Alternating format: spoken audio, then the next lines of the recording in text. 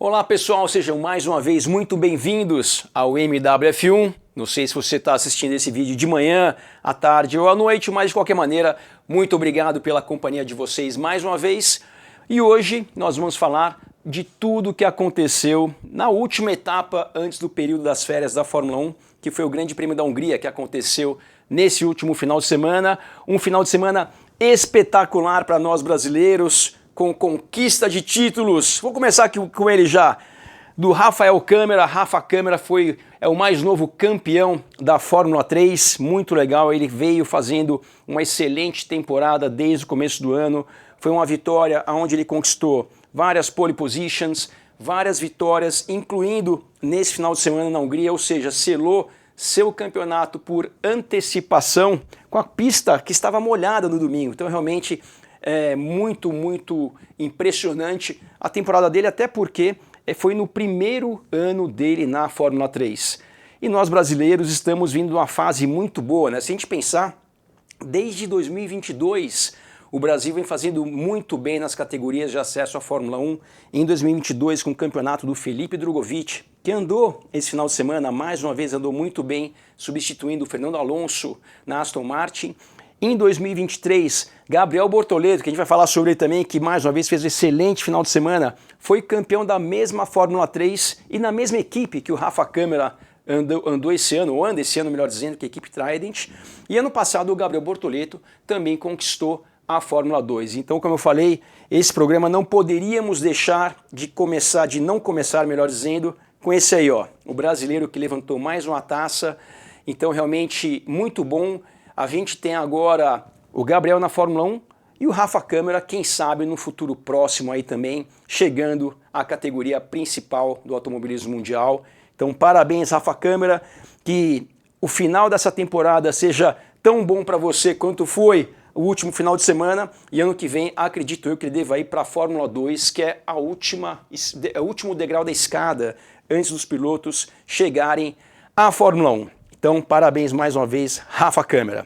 Bom, final de semana da Hungria, um final de semana bastante movimentado, com muita polêmica também, aconteceu bastante polêmica, mais uma vez com o 7 vezes campeão mundial Lewis Hamilton, que deu declarações bem fortes ao longo desse final de semana, mas vou falar sobre isso daqui a pouco.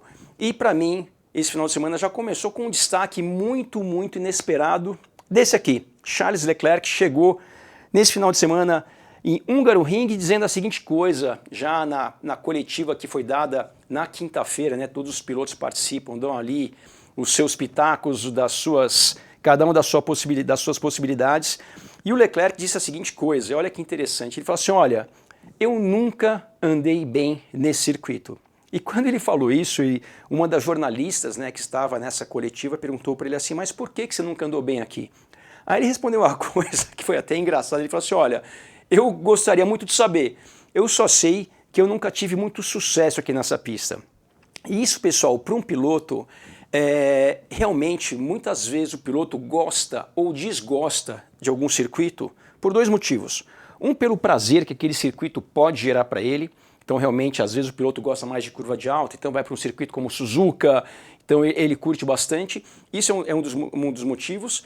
E um outro motivo também que um piloto gosta ou desgosta de algum circuito, não é nem nada que ele tenha contra o estilo da pista, mas muito em função dos resultados que ele já teve ou que ele não teve ao longo das vezes anteriores que ele esteve naquele determinado circuito. E o Leclerc, ele falou exatamente isso, ele falou assim, olha, por algum motivo eu nunca tive bons resultados aqui. E para quem acompanha o final de semana vai entender por que eu estou falando isso, porque o Leclerc foi lá, cravou-lhe uma pole position totalmente inesperada. Vou trazer aqui os dados da classificação, que foi uma das classificações, se eu não me engano, a classificação mais apertada da história da Fórmula 1, mas de qualquer maneira, Leclerc foi lá e já começou assim. O Piastri com a McLaren ao longo dos treinos livres dominou mais uma vez todas as sessões de treinos livres, e ali uma grande surpresa desse final de semana foi a Aston Martin. A Aston Martin, que no final de semana, na etapa anterior ao Grande Prêmio da Hungria, que foi na Bélgica, a Aston Martin na classificação dominou a última fila. Ficaram na 19ª e 20ª colocação, Alonso e Stroll, respectivamente. E esse final de semana por algum motivo que aparentemente nem a própria Aston Martin entendeu, segundo as declarações tanto do Stroll quanto do Alonso, eles falaram a seguinte coisa: olha, a gente tem que entender porque a gente foi tão mal na Bélgica e tão bem na Hungria. Lógico, são circuitos de características completamente diferentes. Spa é um circuito que tem muitas retas, curvas de alta velocidade. Hungria, a Fórmula 1, as pessoas dizem que a Hungria é o Mônaco, ou a Mônaco dos autódromos, ou seja, um circuito bastante apertado, pequeno. Então realmente são características bastante diferentes, mas de qualquer maneira o resultado foi muito diferente. Mas de qualquer maneira tá lá. Piastri na primeira colocação, isso um pouquinho antes de acabar o Q1. E ali a parte destacada para vocês em branco ali são as posições tanto de Hamilton quanto de Leclerc. Tanto no Q1, assim como aconteceu também nos treinos livres, da mesma maneira que aconteceu também no Q2, Hamilton e Leclerc muito próximos ali em termos de tempo de volta, o Leclerc sempre um pouquinho à frente, mas não tão à frente como vinha sendo na maior parte das corridas esse ano. E a gente chega aqui já na parte final do Q1, né? A gente vê o Piastri ali na primeira colocação, seguido por Alonso, Hadjar ali em terceiro, e a gente vê o Leclerc ali a 37 centésimos do Piastri, que foi o mais rápido do Q1, e o Hamilton a 52, ou seja, passar para a próxima imagem aqui para vocês, desculpa, voltar mais uma aqui, do Hamilton para o Leclerc apenas 1,5 décimo, ou seja, não foi uma diferença muito grande entre esses dois pilotos da Ferrari. E daqui a pouco vocês vão entender porque eu estou destacando a diferença entre esses dois pilotos.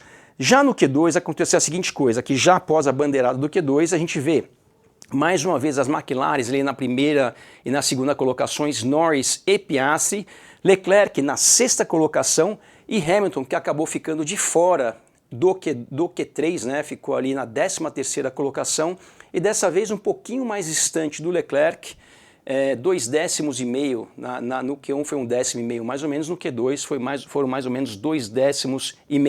Realmente, a diferença entre esses dois pilotos não foi muito grande, mas o Hamilton, após a classificação, ele deu declarações muito pesadas. Mas antes de falar das declarações do Hamilton, eu vou mostrar aqui o resultado final da classificação dos 10 primeiros. Só foi a pole position do Leclerc, mas também a 7ª colocação do Gabriel Bortoleto, apenas 3,5 décimos do mais rápido, que foi o Leclerc, que já havia conquistado, chegado ao Q3, melhor dizendo, nas duas classificações que nós tivemos no Grande Prêmio de Spa.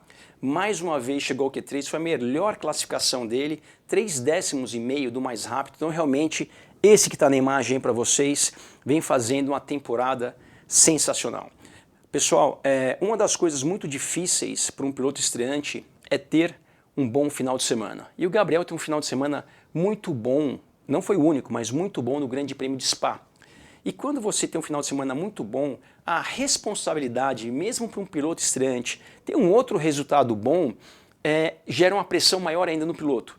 E o Gabriel, logo no final de semana seguinte de Spa, que foi agora no Grande Prêmio da Hungria, ele foi lá e mais uma vez colocou a sua Sauber no Q3 a 3 décimos da pole position. Então realmente isso mostra que vem se firmando na Fórmula 1, vem fazendo tudo e mais um pouco para se consolidar na principal categoria do automobilismo mundial.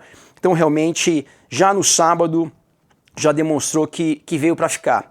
Isso que a sexta-feira do Gabriel foi muito ruim. Ele mesmo falou depois da classificação e também depois da corrida que foi uma das piores sextas-feiras dele. Então realmente um piloto que começa de uma maneira muito ruim na sexta-feira, ter a frieza, não se desesperar para chegar logo no dia seguinte e ter a melhor classificação do ano até o momento. Então realmente isso demonstra que além de muito rápido, é muito maduro para a pouca idade que tem. Lembrando que o Gabriel é um estreante e mais uma vez vou dizer aqui, para qualquer estreante ele tem que demonstrar, ou nesse caso, nessa temporada a gente tem vários estreantes, né?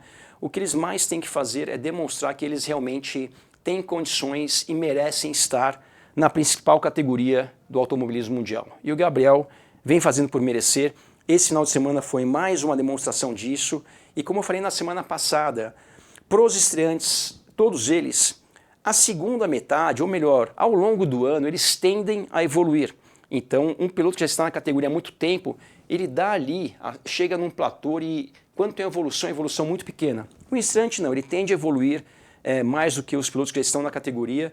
Eu acredito muito que o Gabriel vai continuar evoluindo, mas de qualquer maneira fez um excelente trabalho, mais uma vez Gabriel Bortoleto. Outro destaque desse final de semana na classificação foi esse aqui, Max Verstappen. Max Verstappen colocou ali a sua Red Bull com muito sacrifício na 7ª colocação. Foi isso, 7ª colocação? Deixa eu voltar aqui. Foi oitavo colocado, desculpa aqui, o Max Verstappen. E depois da classificação, né, ele foi para aquele quadrado, né, que é onde os pilotos dão ali as suas entrevistas.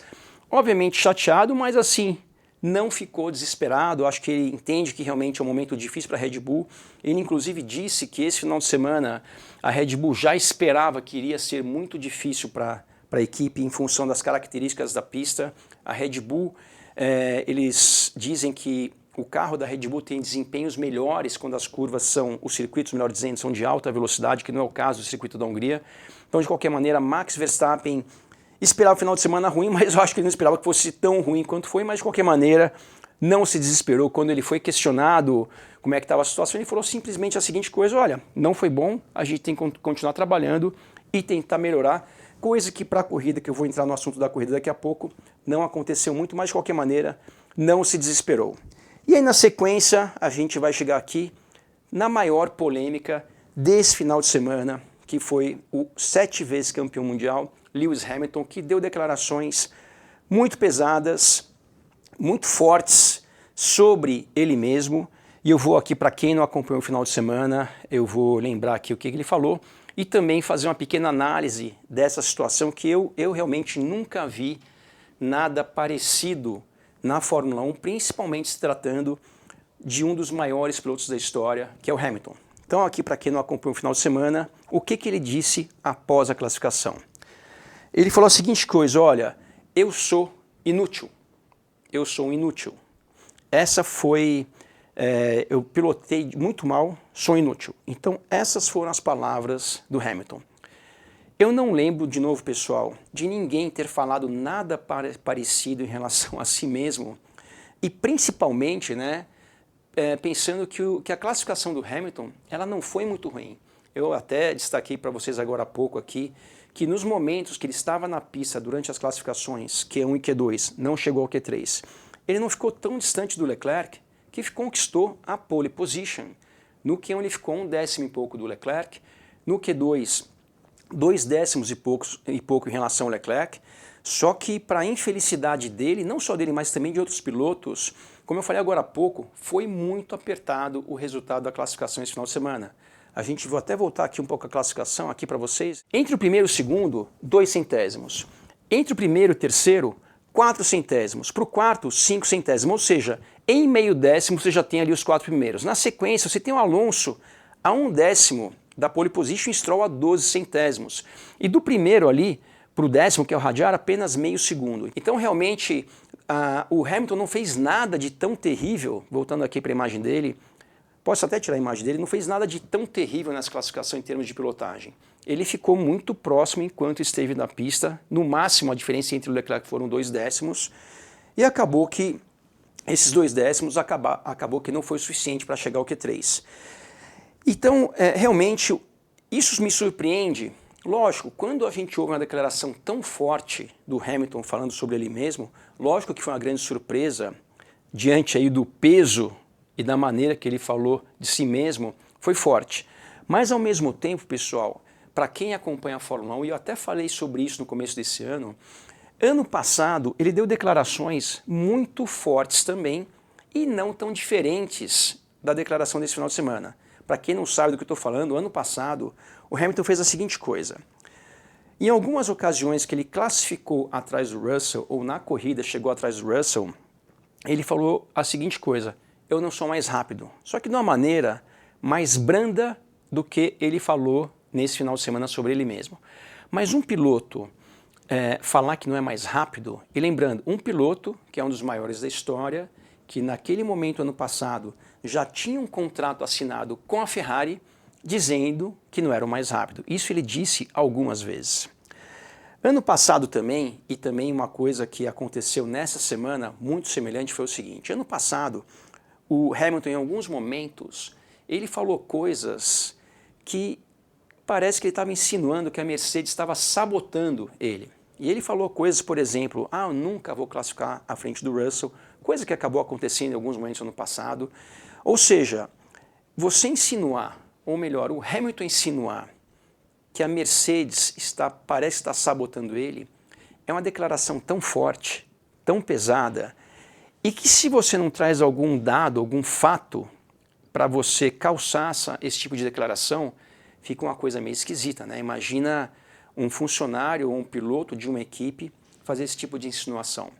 E lembrando que qualquer piloto com qualquer equipe, isso é uma declaração extremamente pesada, mas quando você tem um piloto que, além de tudo, tem uma história espetacular com a própria Mercedes, né? O Hamilton, para quem não sabe, tem uma parceria com a Mercedes desde o kart. Até essa temporada de 2025, ele só havia pilotado carros de Fórmula 1 equipados com motores Mercedes. Começou lá na época da McLaren, que era Mercedes, né, quando ele foi campeão mundial, e durante toda a fase dele na McLaren, a McLaren era equipada com motores Mercedes. Depois a McLaren usou Honda, usou Renault e voltou para a Mercedes há 2, 3 anos atrás. E de lá ele foi para a Mercedes, onde ele ficou até ano passado. Então realmente é uma declaração muito pesada você insinuar isso. E por que eu estou dizendo isso? Esse final de semana ele falou que é inútil e que a equipe deveria trocar o piloto. Isso é um complemento muito forte também, que a equipe deveria trocar o piloto, que não tinha nada de errado na equipe. E também ao longo desse final de semana ele deu uma declaração que não é a primeira vez que ele fala isso, que estão acontecendo coisas nos bastidores que não são muito boas. Então realmente é outra declaração que é fácil, quem ouve um negócio desses, criar uma série de teorias, uma série de polêmicas, ou seja, o que está acontecendo nos bastidores que não estão sendo legais. Ele complementa dizendo a seguinte coisa: eu gostaria muito de poder falar, mas eu não posso falar. Isso já dentro da Ferrari. Então, pessoal, de novo, é uma situação muito atípica. Ele falar de si mesmo dessa maneira tão negativa, né, para não falar outra coisa. Ele também falar com meias palavras, insinuar ou falar, não importa, que ano passado parecia que tinha alguma coisa estranha lá na Mercedes, assim como esse ano está acontecendo coisas nos bastidores bem complicadas que ele gostaria de falar, mas não pode falar. Então, se você não pode falar, por que você está falando? Se você já está falando, por que você não fala a história inteira? Então, assim, uma série de coisas muito complicadas, e eu falei já nessa temporada, nas transmissões da Band, que eu realmente acredito, e não desejo, mas eu acredito que se a temporada do Hamilton, a segunda metade, não é bem a segunda metade, o complemento dessa temporada que vai acontecer após as férias da Fórmula 1 for parecida com a primeira metade da temporada, pessoal, eu não sei se o Hamilton continua na Fórmula 1. De novo, não desejo isso, mas assim, a maneira que ele vem se demonstrando tão frustrado, tão insatisfeito, tanto que a última coisa que eu ouvi dele nesse final de semana foi o seguinte: olha, não vejo a hora de sair daqui, se referindo ao período de férias, que é o que eu entendi. Não sei se ele falou sair daqui de vez, mas a minha interpretação que ele se refere ao período de férias e tipo assim, quero ir embora daqui. De novo, não sei se é embora de vez, não sei se é embora para passar as férias, que é o que eu acredito que vai acontecer, mas de qualquer maneira, final de semana complicado para o Hamilton, já tinha sido bem ruim lá no Grande Prêmio de Spa, e esse final de semana foi ainda maior. E a minha conclusão, pessoal, por que ele ficou tão indignado nesse final de semana, eu vou te falar a minha conclusão, que eu posso estar completamente errado. Ano passado, as vezes que o Hamilton se demonstrou mais insatisfeito foram as vezes que ele foi superado pelo Russell ainda lá na Mercedes. Eu lembro muito claramente uma corrida no México, por exemplo, onde o Hamilton teve uma disputa que durou várias voltas naquele Grande Prêmio do México com o próprio Russell. Acabou superando o Russell, ele chegou em quinto e o Russell em sexto, ou quarto, em quinto, alguma coisa assim, a mais ou menos 1 minuto do piloto que ganhou a corrida, e ele saiu de lá feliz, alegre e tal, falou que foi uma corrida legal e tudo mais. Um pouco mais para frente teve a corrida de Las Vegas, onde ele, na classificação, o Russell fez a pole position, ele cometeu um erro, chegou ao Q3, cometeu um erro, acabou largando da 10ª colocação, se eu não me engano, não sei se ele perdeu a volta mais rápida por limites de pista, alguma coisa aconteceu. E na corrida ele fez uma excelente corrida e foi da 10ª colocação para segundo. O Russell ganhou, ele chegou em segundo. Ele não estava alegre naquele dia. Uma corrida espetacular que ele fez, foi da 10ª para a 2ª colocação, o semblante dele não era tão alegre, quanto a corrida do México, aonde ele chegou à frente do Russell. E eu digo isso porque eu acho que o fato dele não ter chego ao Q3, ter largado na 13ª colocação, e o Leclerc ter feito a pole position, eu acho que isso é o que deixou o Hamilton talvez mais frustrado. Ele é um piloto que a gente sabe que durante boa parte da carreira dele, principalmente dentro da Mercedes, ele era o número 1. Teve lá o Nico Rosberg, que andou próximo dele em alguns momentos naquela época, que estava Hamilton e Bottas, que foram 5 anos, de 2017 a 2021, a gente não tinha esse clima dentro da Mercedes. Já em 2022, com a chegada do Russell, que logo na primeira temporada dele na Mercedes, ele superou o Hamilton naquela temporada, ali a gente já começou, melhor dizendo, a ver alguns sinais de frustração quando isso acontecia. Isso ficou muito mais evidente ainda na fase da Mercedes ano passado, que o Hamilton ficou bem atrás do Russell ao longo da temporada. E é a mesma coisa que vem acontecendo agora em 2025 em relação a ele e o Leclerc. Mas de qualquer maneira, é uma situação bem complicada. Eu vi vários veículos de mídia que falam sobre a Fórmula 1, todos falam a mesma coisa, todo mundo meio que em choque com o tipo de declaração que o Hamilton fez a si mesmo. Então realmente o tempo vai dizer que vai acontecer, mas de qualquer maneira, se continuar nessa toada, não torço para que isso aconteça, mas eu não sei se o Hamilton fica na Fórmula 1 mais muito tempo. Não precisa disso, tá com o burro na sombra, fez demais já na carreira dele, é uma carreira de sucesso, então não sei se ele vai ter disposição para enfrentar uma temporada difícil ou temporadas difíceis, quem sabe no futuro. Mas vamos ver o que acontece, o tempo vai dizer. Vamos agora entrar para a parte da corrida. Essa corrida, mais uma vez, como vem acontecendo, né, uma Fórmula 1 muito competitiva, e muito competitiva principalmente entre líder e vice-líder do campeonato, Piastri e Norris, e muitas vezes, né, por serem pilotos muito equilibrados entre si, a largada, a primeira volta, qualquer coisa que aconteça meio de errado com um desses dois pilotos numa primeira volta, pode muitas vezes definir uma corrida. Só que esse final de semana, o Norris mais uma vez não fez uma boa largada, uma boa primeira volta, perdeu algumas posições e para mim, pessoal, foi isso que fez ele ganhar a corrida, mas vou explicar isso para vocês ao longo do programa. Com o momento da largada, que a gente vê o momento da largada, né?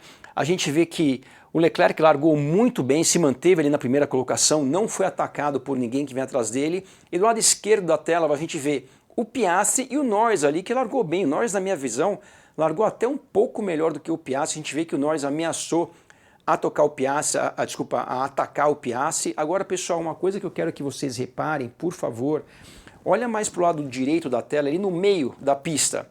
George Russell, muito alinhado com o Lando Norris, largou muito bem também. E o Alonso, mais para a direita ali, também mais ou menos alinhado com o Lando Norris. Então vejam a distância entre o Norris e o Piastri, que vem à sua frente, e lateralmente o alinhamento ali entre Norris, Russell e Alonso. E por que eu digo isso? Vamos para a próxima imagem. Olha só como o Norris estava colado no Piastri, freou um pouco antes, ficou um pouco em relação ao seu companheiro de equipe, e olha como Russell e Alonso já estão bem à frente do Norris. Vou voltar mais uma vez aqui para vocês a imagem anterior, ali a gente vê o Russell alinhado, o Alonso um pouquinho mais para trás do Norris, e nessa próxima imagem aqui, Russell bem à frente e também Alonso à frente do Norris, e chegando aqui na curva 1, a gente vê o que aconteceu. O Norris ficando atrás do Alonso, já caiu da terceira para a quinta colocação. Isso realmente para o início da corrida dele foi terrível. E como eu falei para vocês, esse terrível talvez tenha sido o motivo que fez o Norris ganhar essa corrida. Por quê?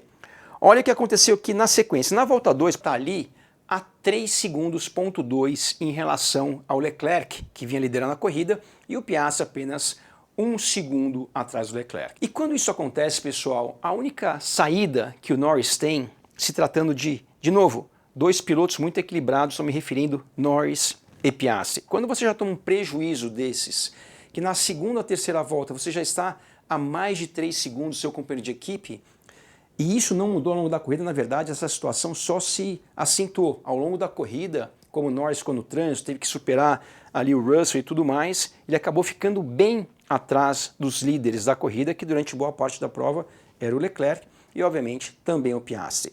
E quando isso acontece, né, você tem que tentar muitas vezes fazer alguma coisa diferente para ver se você, às vezes, numa estratégia diferente, contando com um pouco de sorte, você consegue reverter esse prejuízo que você teve, no caso do Norris, no começo da corrida.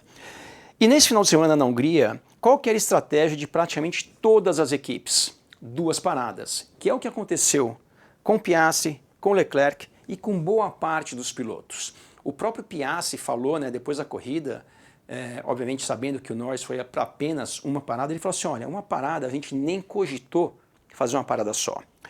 E eu digo isso porque tem muitas pessoas que acreditam que tem ali quase um favoritismo ou tentaram ajudar ou favorecer, melhor dizendo, o Norris em relação ao Piastri esse final de semana. E eu não vejo dessa maneira. O que eu acho que aconteceu foi justamente isso. O Norris teve um começo de corrida ruim, acabou ficando muito para trás dos 2 primeiros e principalmente do Piastri, que é realmente quem ele tem que marcar sob pressão. E ali ele tentou fazer alguma coisa diferente, que foi fazer apenas uma parada, enquanto Piastri, Leclerc, dentre outros, foram para 2 paradas. E isso é incomum, isso já aconteceu em algum momento na Fórmula 1 antes? Já, eu trouxe aqui para vocês um exemplo disso do ano passado, 2024, Grande Prêmio de Spa. E quem fez essa estratégia também, que acabou funcionando muito bem, foi o Russell, que no final acabou sendo desclassificado porque faltou 1 quilo, mas vou mostrar aqui para vocês. Ano passado em Spa, a gente viu que na terceira volta, né, o Hamilton, que estava liderando a corrida nesse momento, na primeira colocação, e o Russell ali a 2 segundos, ponto 3 atrás do Hamilton nesse momento da corrida. Passando aqui já para a parte, já quase passada a metade da corrida, a gente vê o Hamilton ali na primeira colocação, o Russell a mais ou menos 9 segundos atrás do Hamilton, ou seja, ficou ainda mais em relação ao Hamilton. E ali a gente vê no canto direito da tela a seguinte mensagem, dessa vez trazida pelo Russell, dizendo a seguinte coisa: o que vocês acham de fazer apenas uma parada? Na volta seguinte, a gente viu o que aconteceu. O Hamilton foi lá e fez a sua primeira parada. E aí, já na parte mais para o final da corrida, na volta 34 de 44, a gente vê que o Russell estava na primeira colocação, o Hamilton a 5 segundos, ponto 4 do Russell, e o Hamilton perguntando, olha, esse ritmo tá bom, eu tenho que andar mais rápido, vou chegar no Russell? E a resposta foi, olha, vai ser apertado, isso é a resposta do seu engenheiro para ele. Na volta seguinte, na imagem seguinte, aqui na volta 37 de 44, a gente vê que o Hamilton, né, está a 3.7 do Russell. Voltando à imagem aqui para vocês, na volta 34 estava a 5 segundos, ponto 4, 3 voltas depois, 3.7, ou seja, tirou, mas não tirou tanto. Já na parte final da corrida, que foi um final muito parecido com o final do Grande Prêmio da Hungria entre os pilotos da McLaren nesse final de semana passado, a gente vê o Russell sendo seguido de muito perto ali pelo Hamilton, 3 décimos de segundo ali na reta Camel na última volta da corrida, e aqui o resultado da corrida foi Russell chegou na primeira colocação com Hamilton em segundo a meio segundo dele. Isso é comum quando você tem um piloto que, olha, o resultado que eu estava buscando não vou conseguir chegar, e se a gente fizer alguma coisa diferente? Vai que dá certo. Na Bélgica, no passado, deu certo para o Russell. Lembrando de novo, ele acabou sendo desclassificado dessa corrida e o Hamilton acabou conquistando a vitória após a desclassificação. E nesse final de semana foi o que aconteceu com o Norris. Vou mostrar aqui para vocês o que o Norris fez esse final de semana. Aqui na volta 3 de 70, né, a gente vê o Leclerc na primeira colocação, Piastri em segundo e o Norris ali, ó, já a 4 segundos, ponto 3 em relação ao Leclerc nesse momento da corrida. Indo para a volta 19, foi o momento que a McLaren tentou fazer um undercut que não deu nem perto de dar certo em relação ao Leclerc. Por quê? Porque, por incrível que pareça, o Leclerc não só classificou muito bem, como tinha um ritmo de corrida muito bom. Nesse momento que o Piastri tentou fazer um undercut em relação ao Leclerc, ele estava a 2,5 segundos do piloto Monegato, não foi o suficiente, e a gente vê que na volta seguinte, né, o Piastri parou na volta 19, Leclerc parou na volta 20 e ainda voltou à frente do Piastri, ali saindo do box, nesse momento da corrida. Já na volta 28, né, vamos ver aqui como é que estavam as posições nesse momento. Norris, que ainda não havia parado na primeira colocação, Leclerc a 6 segundos em relação ao Norris e o Piastri a mais ou menos 8 segundos. Já indo agora para a volta 32, foi esse momento que o Norris parou para fazer a sua única troca de pneus. Lembrando que o Norris largou com pneus médios e na volta de número 32, ou seja, praticamente na metade da corrida, ele parou para fazer sua única troca. Então, um piloto, um carro que fez 32 voltas, fez quase 50% da corrida com composto médio, lógico que vai ter condições de fazer a outra metade da corrida com composto duro, porque o composto duro obviamente dura mais, e também na segunda metade da corrida o carro está mais leve do que na primeira metade, porque tem menos combustível.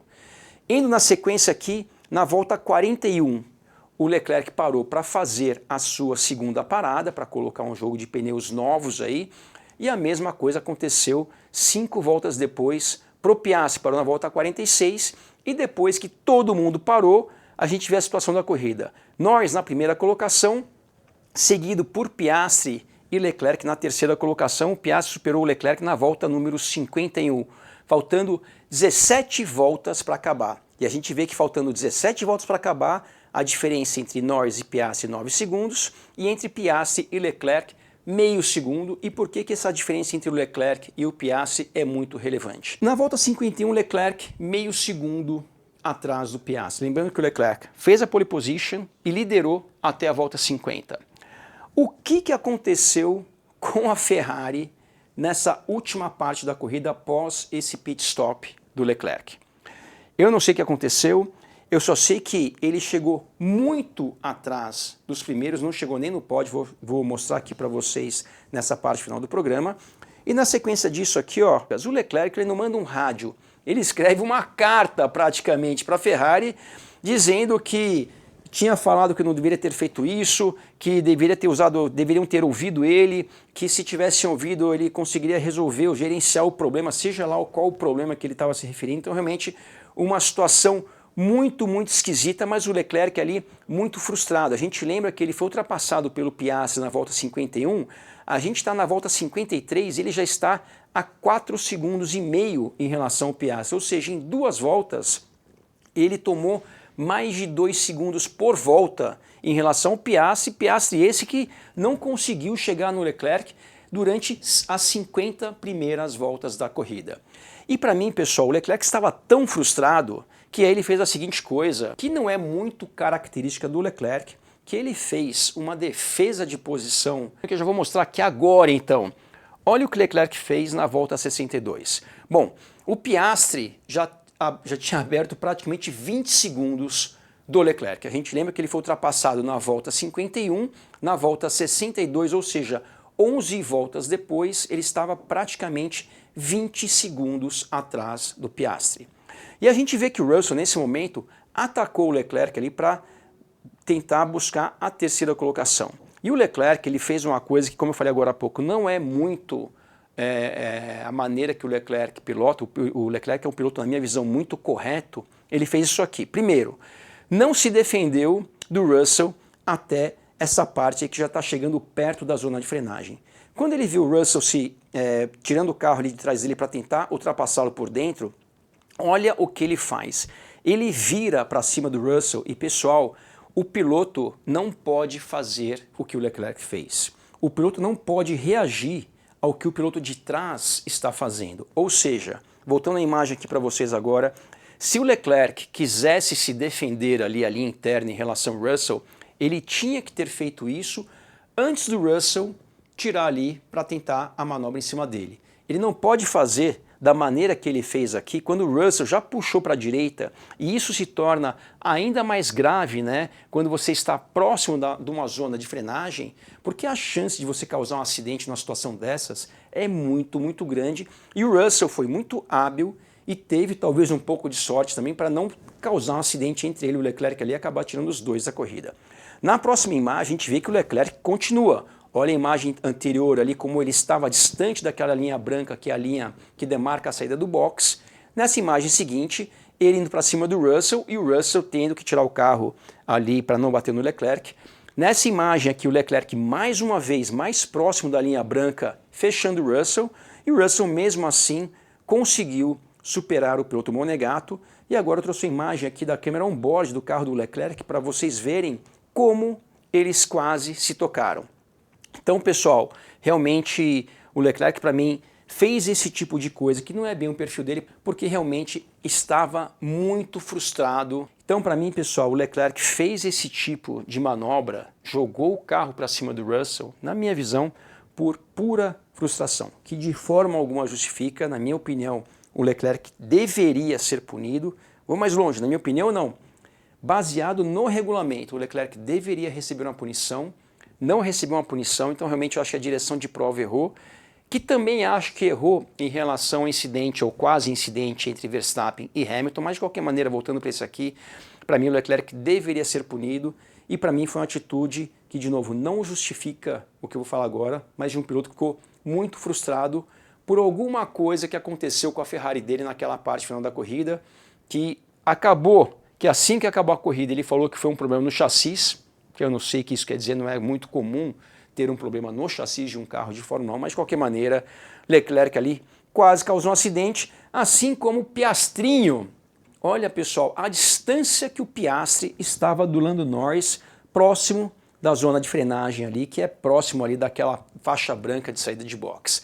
O Piastri deve estar, sei lá, a 3, 4 carros em relação ao Lando Norris. Mesmo assim, ele se jogou e quase acabou batendo no seu companheiro de equipe, que seria uma coisa muito ruim se isso tivesse acontecido. Mas de qualquer maneira, teve ali a habilidade para não causar um acidente, mas voltando aqui mais uma vez, quando você está numa distância dessa do carro que está à sua frente, não tem como você efetuar uma ultrapassagem quando você tem dois pilotos num ritmo parecido.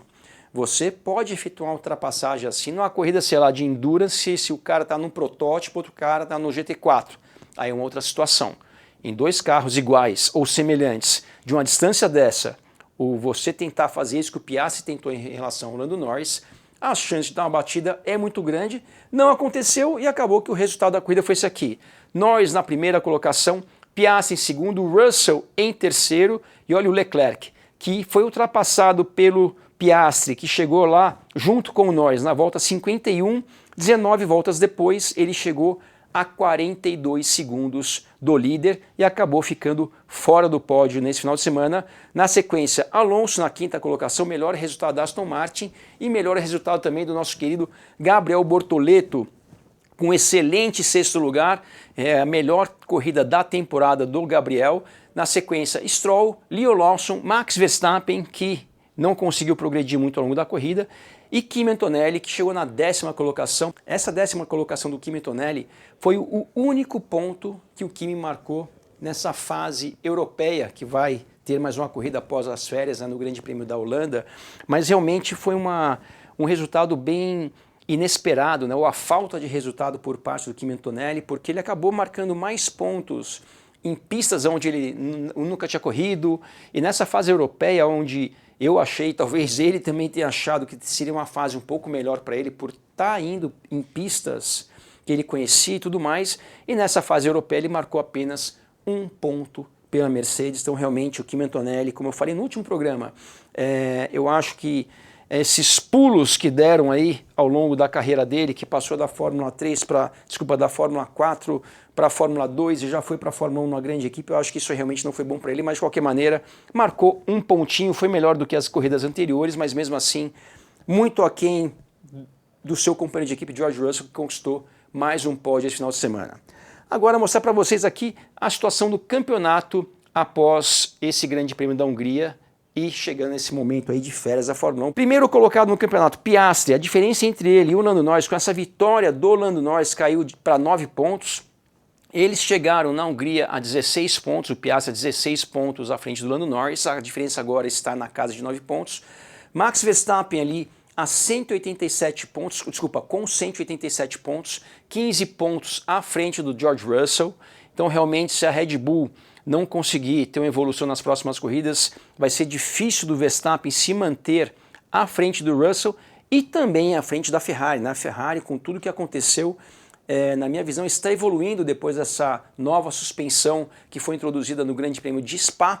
O Leclerc, a gente não sabe o que aconteceu, como falei agora há pouco, mas aparentemente tinha chance, inclusive, de ganhar a corrida nesse final de semana, mas de qualquer maneira ele não tão distante em relação ao George Russell. Na sequência, Hamilton a 42 pontos do seu companheiro de equipe, Kimi Antonelli com 64 pontos.